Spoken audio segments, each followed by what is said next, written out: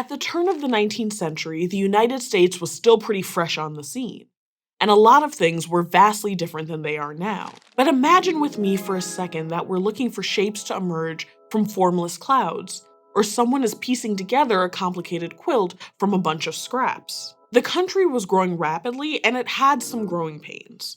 Political conflicts between the North and South, struggles with indigenous peoples fighting to maintain their lands and communities as settlers washed across their land, and wars that would push the US onto the international stage. It's easy to see the events of the past as static, but history is more complex than events and names. Somehow, history becomes the present. And throughout the 19th century, we can see this process happening as the US started to form into something more familiar to us today, or at least the inkling of something more familiar. I'm Dr. Danielle Bainbridge, and this is Study Hall U.S. History to 1865.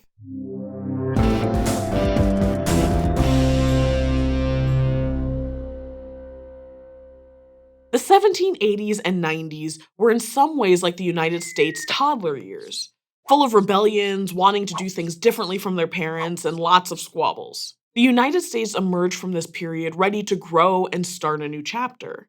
And the first decade of the 19th century saw just that in a variety of ways. One way the US was growing was, well, physically.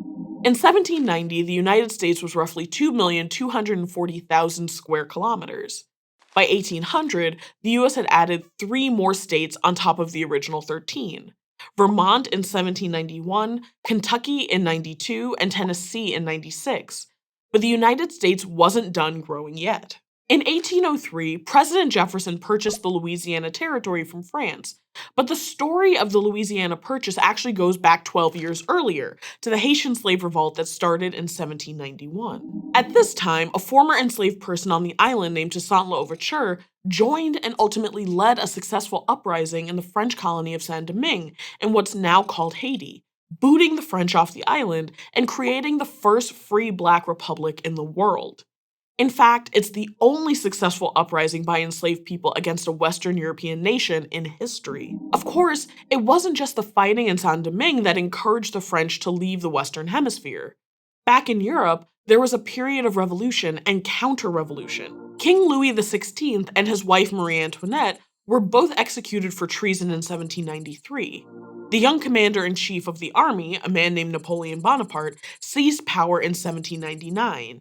But after a decade of fighting Great Britain, France achieved an uneasy peace in 1802. Unfortunately, that uneasy peace had a problem. The French and British defined it very differently. And in particular, Napoleon was determined to expand French Louisiana. He just had to reestablish control of Louverture's government in Saint-Domingue first, and he was happy to send his brother-in-law, General Charles Leclerc, to do so. Unfortunately for him, Napoleon's plan failed. His brother-in-law died, Louverture was martyred, and Haiti became an independent nation. So Napoleon was confronting a number of challenges, and the territory of Louisiana suddenly was something that seemed a lot more likely to add to them than to fill French coffers. And the United States was right there.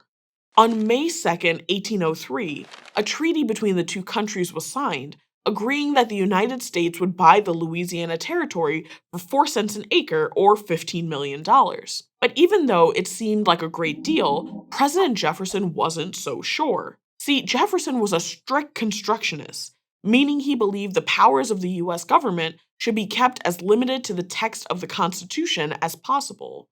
And here's the kicker, nowhere in the Constitution does it say the president can purchase land. Sure, the president can negotiate treaties, but to actually purchase a slice of American pie? Nada. Nonetheless, Jefferson's cabinet was able to convince him that the purchase was constitutional. After all, this was more of a treaty than purchase. Jefferson likened the purchase to buying your child a new home. It is the case of a guardian investing the money of his ward in purchasing an important adjacent territory and saying to him when of age, "I did this for your good." So Jefferson agreed to the purchase, even though it wasn't in line with his political philosophy as a strict constructionist. Jefferson wasn't the last strict constructionist, and the debate about what the federal government is allowed to do persists today. The Constitution established the 3 branches of government: executive, legislative, and judicial. but the limits of their power are kind of vague depending on how you interpret the Constitution. For example, in 1800, most historians agree the Supreme Court established itself as having judicial review in the case of Marbury versus Madison, which means that the Supreme Court has the final say in whether a law violates the Constitution. That's not exactly a power that the Constitution explicitly gives the Supreme Court, but the US Supreme Court continues to decide these types of cases today for both federal and state laws. And if we zoom out for a second, this slow incremental change is kind of the story of the US federal government. The US tries out something like judicial review or purchasing a large swath of land, and if others in power don't say no, that can set a future precedent for their power. Well, sometimes people do say no, but as long as they don't rally enough people to vote you out of office or start a rebellion, then the change may stand. People didn't protest judicial review, and it stands to this day. In fact, it's an example of how the US was growing politically at the same time it was growing physically. But while the Louisiana Territory doubled the size of the United States, not everyone was on board with the addition. Yes, the Louisiana Purchase meant more land, which might seem nice for the whole country, but for the Federalists, who were a political party usually in favor of a larger federal government, they valued Great Britain as an ally and worried the purchase would provoke conflict with Great Britain. By now, North-South tensions over slavery were starting to simmer. We'll talk more about tensions over slavery in the next few episodes. For now, even though there were concerns, Congress still ratified the purchase and added the Louisiana Territory. And we should mention, while we usually say the US purchased the Louisiana Territory, it's important to note that most of that territory wasn't actually colonized by France. In reality, the US purchased imperial rights to the land. That means they had exclusive rights over other Western imperial powers to take the land from the indigenous people who lived there. So France didn't really sell the land. They sold the right to conquer it. But with all that land, the US needed someone to explore it. Enter Meriwether Lewis and William Clark. Shortly after purchasing the Louisiana Territory, Jefferson assigned former soldier Meriwether Lewis to survey the new land, who brought William Clark along on the expedition. The trip began outside of St. Louis, Missouri, and followed the Missouri River all the way north into what's now called Montana, and then beyond into what's now called Washington State. But we should be careful and say they weren't exploring anything new.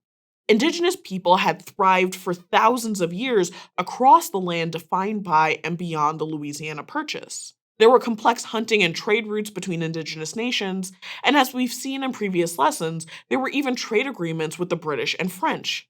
In other words, these lands were inhabited and used, and the indigenous peoples living there did not take kindly to Americans showing up, discovering all of the things of their daily life.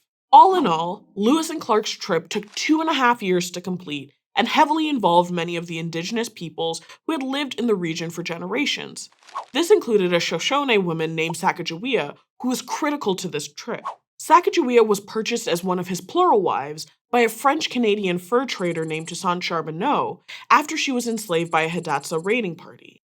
Lewis and Clark hired Charbonneau and Sacagawea to accompany them as interpreters in order to trade with the Shoshone people. She also helped navigate the Continental Divide in what's now called Montana, and she did it all while carrying a newborn on her back.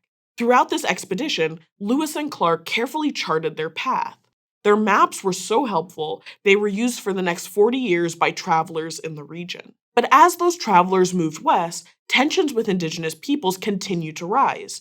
And thanks to its handy-dandy new army, the US was regularly engaging in conflicts with indigenous peoples and Europeans. Some indigenous people, like the Shawnee men and possible brothers Tecumseh and Tenskwatawa, responded to the growing US presence by organizing resistance movements. Tecumseh was a talented speaker who organized indigenous political and military alliances against the Americans. And Tenskwatawa, who was known as the Prophet, developed strict cultural practices designed to unify indigenous peoples. One of the themes of this course is that the indigenous Americans were and are incredibly diverse with many, many, many different ways of life. We talk more about their work in episode 18, but since indigenous people had shared interests and were being treated by settlers as being all alike, Tecumseh and Tenskwatawa wanted indigenous people to create a shared indigenous identity and allegiance in order to resist the United States expansion and treatment of indigenous people. The two even formed a settlement called Prophetstown to be the capital of a new Native American confederation. For Tecumseh, the best defense was offense, and he urged his followers to attack frontier settlements. And for Tenskwatawa, the best defense was having absolutely nothing to do with Europeans and Americans. Over in Europe, at the turn of the 19th century, the French and British were locked in war, with the United States caught in the middle. For instance, France passed a law that said neutral ships, like American ships carrying British goods, could be seized. And around the same time, the British started impressing American sailors, which meant British sailors forced American sailors into military service for Britain. All of this French and British interference was too much for Jefferson. So in 1807, Jefferson asked Congress to pass the Embargo Act, which prohibited Americans from trading in foreign ports. This meant fewer sailors were impressed into military service, but it was also terrible for the economy and manufacturers who depended on international trade. So at the beginning of 1809, Congress tried repealing the embargo and replacing it with a law called the Non-Intercourse Act, which prohibited trade with Britain and France. But that didn't work either. Members of Congress began beating the war drum in late 1811, and the states would formally declare war in June of 1812. After all, American sovereignty was at stake, and honor, and even more importantly, commercial interest, though not everyone supported war like the Federalists. At this point, while the British still had some fortifications in Canada, their major general was under orders to avoid worsening the American problem at all costs. And while many Americans had no interest in incorporating Canada to American borders, the now former President Jefferson was pretty confident Canada would be a state before long, writing that the acquisition of Canada this year, as far as the neighborhood of Quebec, will be a mere matter of marching, and will give us experience for the attack of Halifax the next, and the final expulsion of England from the American continent. Things weren't as easy as Jefferson thought, though. For instance, the Americans weren't just fighting the British. At the start of the war, our old friend Tecumseh rallied indigenous people to the British side in response to American aggression, and both withstood several American offenses into southern Canada. But after Tecumseh was killed at the Battle of the Thames in 1813, hopes for an independent indigenous confederacy allied with the British faded, and American and British forces ended up trading battle wins up and down the eastern coast from present-day Ontario down to Florida and across to New Orleans. Moral of the story, there was a lot of back and forth throughout the War of 1812, so you might be wondering who actually won.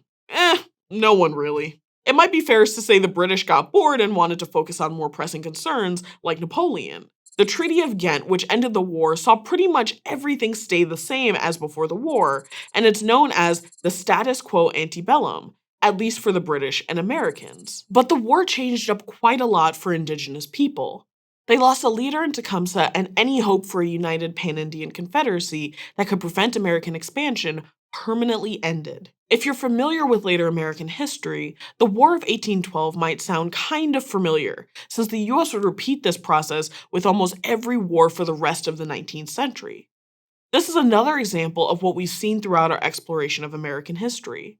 One person's victory was another person's tragedy. Recognizing this increases our understanding of American history and deepens our knowledge of the peoples who shaped it. Ultimately, the United States stretching from sea to shining sea was never inevitable.